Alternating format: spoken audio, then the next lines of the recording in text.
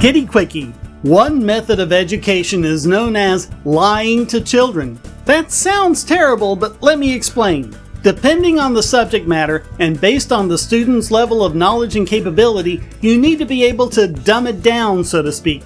It needs to be simplified in a way they can understand. But often, that necessitates misinforming them about the true nature of what's going on.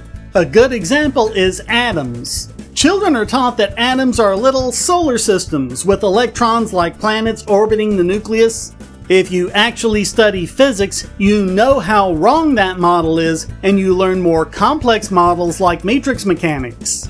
On the other hand, often it just ends up being so wrong it's inexcusable.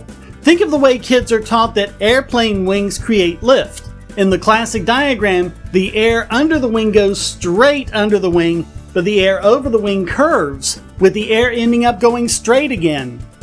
The problem with that is, planes absolutely could not fly that way. They fly because the wings redirect the air down, and the plane gets lift because of Newton's third law, which is completely violated by the schoolbook diagram.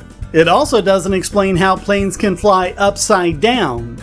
Okay, so in the diagram, just tilt the wing downward and have the air curve down. That would be a good diagram.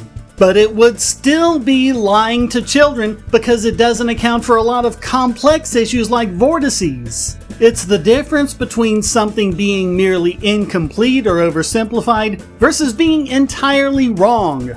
We're seeing a lot of bad things resulting from the descriptions given to people about how AI works, which is very much a lie to children model, like with AI image generation. We're told that the AI scoured the internet looking for images to process and regurgitate based on the prompts you give it, and that's the basis for all these lawsuits about it. But that's not at all how it works. Generative AI doesn't do remixes, it doesn't mash up samples of other people's work, they don't make collages, they create a prediction model to produce completely original content they think the user wants based on the prompts and what they've learned art associated with those words looks like.